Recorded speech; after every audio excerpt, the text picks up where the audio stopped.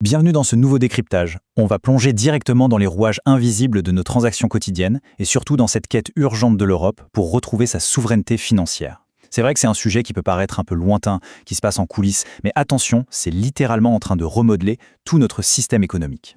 C'est quand même fascinant quand on y pense.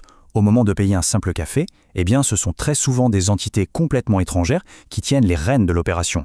L'illusion d'utiliser sa propre monnaie locale est absolument parfaite, mais l'infrastructure technologique en dessous raconte une toute autre histoire. Alors, au programme de ce décryptage, 5 grandes étapes. On va voir d'abord l'évolution vers la souveraineté, puis l'euro numérique, ensuite le portefeuille européen Wero, l'accélération géopolitique actuelle, et enfin on terminera sur le concept de monnaie contributive. Allez, première étape, l'évolution vers la souveraineté. L'idée ici, c'est de bien comprendre l'état actuel de cette fameuse souveraineté monétaire et pourquoi en fait un changement radical de nos systèmes est devenu absolument inévitable. Il faut vraiment se rendre compte de l'ampleur de ces coûts invisibles. À chaque fois qu'on utilise une carte bancaire classique, un petit pourcentage est directement siphonné par de grands opérateurs américains comme Visa ou Mastercard. Et au-delà de ces frais de commerçant, avec des acteurs comme Apple Pay ou PayPal, le vrai problème, c'est que le traitement de ces données transfrontalières devient complètement invisible pour la supervision européenne. C'est concrètement une perte de souveraineté totale. Du coup, l'Europe réagit, et elle compte bien saisir l'opportunité de se libérer de cette emprise. L'objectif, il est clair et net, reprendre le contrôle en créant des mécanismes de paiement qui soient plus simples, beaucoup plus rapides, nettement moins chers, et surtout qui permettent de rebâtir une vraie souveraineté monétaire sur tout le continent. Ce qui nous amène logiquement à notre deuxième point, l'euro numérique, qu'on pourrait appeler le cash numérique. C'est le premier de nos 2 grands piliers de défense européens. Bon, plongeons là-dedans. Conçu par la Banque Centrale Européenne, ce projet a pour but de remplacer très progressivement nos pièces et nos billets. On parle ici d'une monnaie numérique de banque centrale qui vient transformer nos smartphones de tous les jours en de véritables portefeuilles. L'avantage massif, c'est que ça implique des coûts opérationnels extrêmement faibles par rapport à la gestion lourde de l'argent liquide traditionnel. Et en pratique, c'est super fluide. Le processus, en fait, imite exactement le fonctionnement de l'argent physique. On télécharge simplement des euros numériques sur son téléphone, puis on paye directement le commerçant. La magie de la chose est que cette transaction reste totalement anonyme, zéro trace sur les relevés bancaires. C'est littéralement comme donner un billet de banque de la main à la main. Évidemment, un changement pareil, ça fait parler.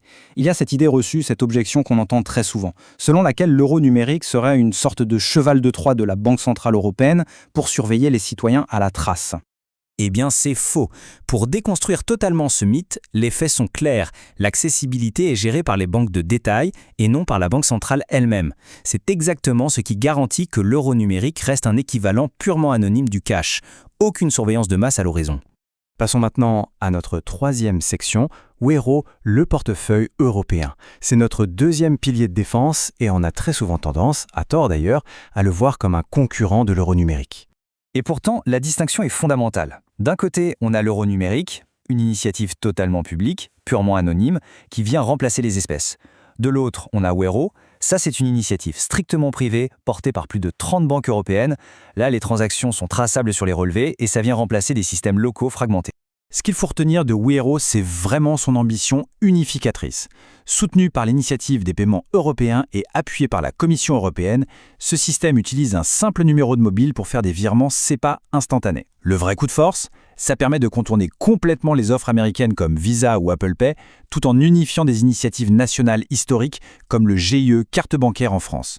Et la cadence est impressionnante. Si on regarde le déploiement actuel, le système est déjà opérationnel en France, en Allemagne et en Belgique, où il remplace le fameux Paylib. Dès 2026, il va remplacer progressivement le système Ideals aux Pays-Bas, avec un lancement officiel également prévu au Luxembourg pour juin 2026.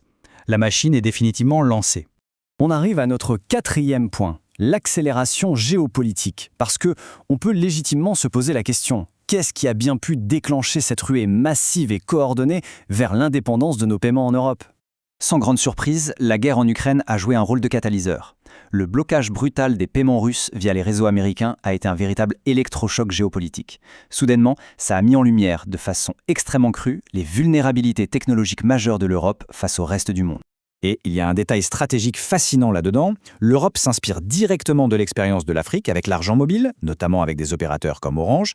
En fait, l'Afrique a réussi l'exploit de sauter les étapes technologiques intermédiaires pour passer directement au numérique, évitant au passage d'être placé sous tutelle américaine ou chinoise. C'est un superbe exemple de partage de connaissances gagnant-gagnant, largement facilité par nos fuseaux horaires communs et une belle proximité linguistique. Ce qui nous amène à notre 5e et dernière partie, vers la monnaie contributive. Prenons un peu de recul pour voir comment tous ces outils numériques préparent le terrain pour un modèle macroéconomique complètement inédit.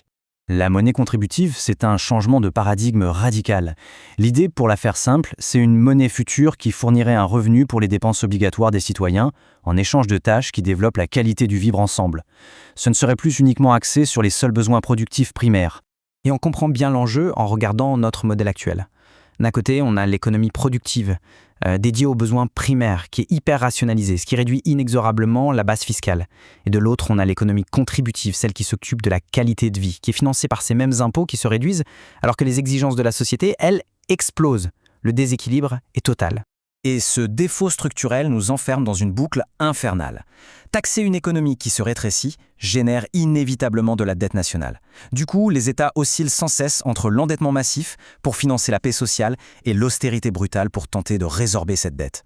À chaque itération, le modèle social se dégrade un peu plus, ce qui nourrit évidemment l'instabilité politique et ce fameux sentiment de déclin. Mais c'est là que tout se connecte. En s'appuyant sur les mécanismes de distribution qui sont justement en train d'être résolus par l'euro numérique, la monnaie contributive pourrait, en théorie, s'insérer dans l'équation pour briser définitivement ce cycle dangereux de la dette et de l'austérité. On arrive à la fin de ce décryptage et on ne peut s'empêcher de se poser cette question vertigineuse. Est-ce que la numérisation de notre monnaie va finir par redéfinir notre modèle de société tout entier ? S'agit-il juste de moderniser nos portefeuilles ou d'une révolution bien plus profonde du système ? Voilà une réflexion qui laisse de quoi méditer. Merci d'avoir suivi ce décryptage.